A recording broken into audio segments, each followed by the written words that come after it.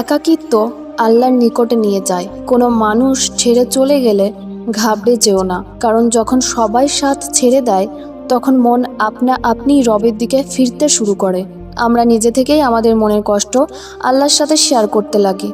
সারাদিন যে অশ্রুকে আটকে রাখি, রাতে তাহাজ্জুদ পড়ার সময়, আল্লাহকে নিজের কথা বলার সময়, সেই অশ্রু নিজে থেকেই চোখ দিয়ে ঝরে পড়ে।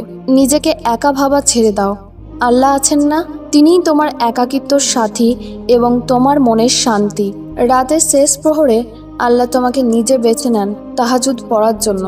তাহলে ভাবো তিনি তোমাকে খালি হাতে কিভাবে ফেরাবেন। এজন্যই যখনই রাতের শেষ প্রহরে চোখ খুলবে, সেটাকে বিনা কারণে ভেবো না। এর অর্থ আল্লাহ তোমার সাথে তাহাজ্জুদের সাক্ষাৎ করতে চান। তাহাজ্জুদ এত দামি, যদি আল্লাহ এটা আমাদের না দিতেন তাহলে আমরা কখনো বুঝতেই পারতাম না যে আল্লাহর প্রেমে পড়া কাকে বলে। দোয়াতে অনেক পাওয়ার থাকে, আর যখন তুমি সত্যিই অন্তর থেকে আল্লাহর কাছে চাও তো তিনি নিরাশ করেন না। কেননা তোমার রব ইয়া মুজিব, অর্থাৎ দোয়া কবুলকারী। তিনি লজ্জা পান তোমাকে খালি হাতে ফেরাতে। তোমার রব তোমাকে অনেক ভালোবাসেন। কষ্টের সাথে স্বস্তি আগেই লিখে দেওয়া হয়েছে। যেই রব রাতের পরে দিন আনেন, সেই রব তোমার জীবনে কষ্টের পরে সুখও আনবেন। তোমার দ্বারা যেটা অসম্ভব সেটা কিন্তু আল্লাহর পক্ষে সম্ভব। আল্লাহ তাআলা তোমার কষ্টে বলা প্রতিটা উফ সম্পর্কে জানেন। কান্নায় কাঁপতে থাকা ঠোঁটে যখন আল্লাহকে ডাকো, তিনি সব কিছু দেখেন এবং শোনেন।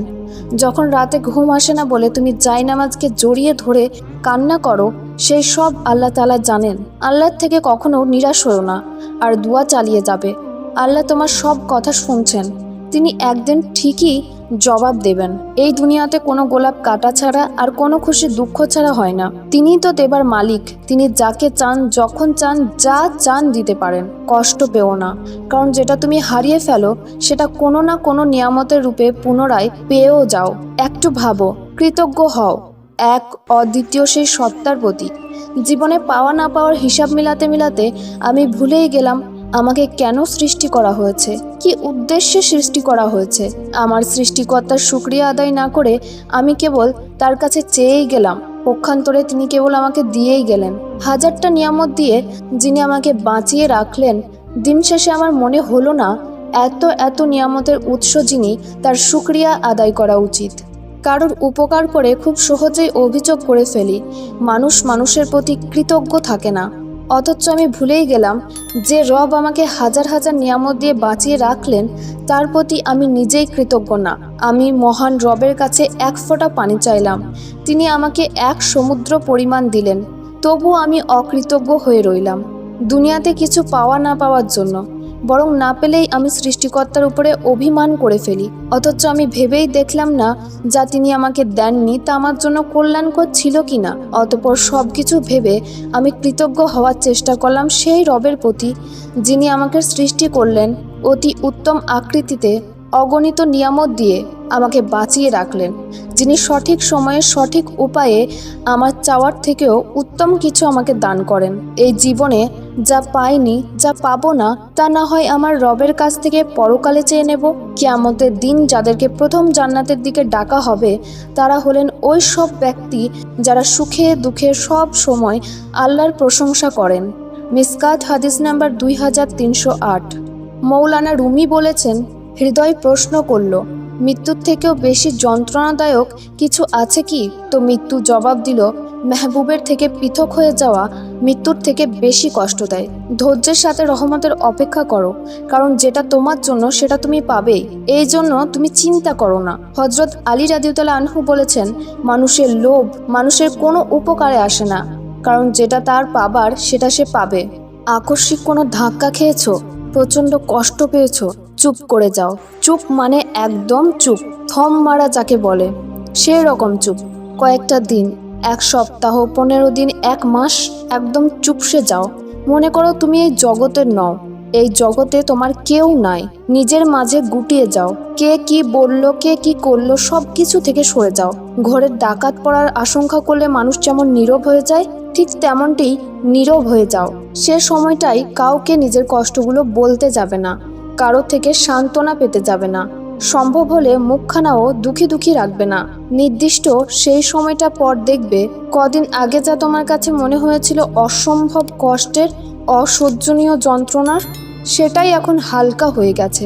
বাস্তবতা তো কঠিনই। এমন দর্শন ঝেড়ে দেখবেন দিব্যি ভালো থাকা যায়। এই যে থম মারা বললাম, এর নাম নির্লিপ্ততা। এই নির্লিপ্ততার সাথে যদি যোগ হয় একটা জায়নামাজ, যন্ত্রণাকাতর চোখের দুফোঁটা অশ্রু আর শেষ রাতের কিছুক্ষণ, তবে এর নাম সবর। সবরের শুরুর কষ্টটা হয় প্রচণ্ড রকমের তীব্র। এ তীব্র কষ্ট সবাই সইতে পারে না, কেবলমাত্র তারাই পারে যারা আল্লাহমুখী। দেখো না, স্বয়ং আল্লাহ বলেছেন তোমরা সবর ও সালাতের মাধ্যমে সাহায্য চাও। এটা বেশ বড় বিষয়, তবে খোদাভীরুদের জন্য কঠিন নয়। খোদাভীরু তারা যারা বিশ্বাস করে যে তাদেরকে আল্লাহর সাথে সাক্ষাৎ করতে হবে এবং তার দিকেই তাদের ফিরতে হবে। সূরা বাকারা। তাই এই তীব্র কষ্টের প্রতিদানটাও হয় বড়ই মিষ্টি। সবরকারীদের স্থায়ী আবাস জান্নাত, যে জান্নাতে যাওয়ার পর আর কখনোই সবরের মতো বিষয় আসবে না। এই হাদিসটি আকাশ পরিমাণ স্বস্তি দেয়। যাকে দোয়া করার তৌফিক দেওয়া হয়েছে, কবুল হওয়ার নিয়ামত থেকে তাকে বঞ্চিত করা হয় না। দোয়ার শক্তি এত বেশি যে তা বান্দার তাকদির পর্যন্ত বদলে দিতে পারে। আপনার ভবিষ্যৎ আপনার অতীতের চেয়েও উত্তম হবে। সূরা আদ-দুহা। রাসূল সাল্লাল্লাহু আলাইহি ওয়াসাল্লাম বলেছেন, যে ব্যক্তি নির্জনে আল্লাহকে স্মরণ করে চোখের পানি প্রবাহিত করে তাকে আল্লাহ তার ছায়ায় আশ্রয় দেবেন, যেদিন তার ছায়া ছাড়া আর কোনো ছায়া থাকবে না। বুখারী হাদিস নাম্বার 660। আল্লাহ বলেছেন, আমার বান্দাদেরকে সংবাদ দাও যে আমি বড়ই ক্ষমাশীল, বড়ই দয়ালু। সূরা আল হিজর আয়াত 49। সালাত, দুয়া, জিকির এসব চাইলেই করা যায় না, তৌফিক লাগে। তুমি যদি এই ইবাদতগুলো করার সুযোগ পাও তাহলে বুঝে নেবে আল্লাহ তোমার ডাক শুনতে চান। গীবত ছেড়ে দাও, অন্যের দোষ খোঁজা ছেড়ে দাও, অন্যের সমালোচনা করা ছেড়ে দাও। তখন ছোট্ট আমলও তোমার অনেক কাজে আসবে। ইয়া আল্লাহ, আপনি ছাড়া কোনো সাহায্যকারী নেই, আমাদের সাহায্য করুন। আমার মালিক, আমাদের সব সমস্যা দূর করে দিন। ইয়া আল্লাহ, আপনি ছাড়া কোনো সাহায্যকারী নেই, আমাদের সাহায্য করুন। আমার মালিক, আমাদের সব সমস্যা দূর করে দিন। আপনি ছাড়া তো আমার আর কোনো ইলাহ নেই, কার কাছে সাহায্য চাইব? ইয়া আল্লাহ, আমাদের সঠিক পথ দেখান। আমিন সুম্মা আমিন।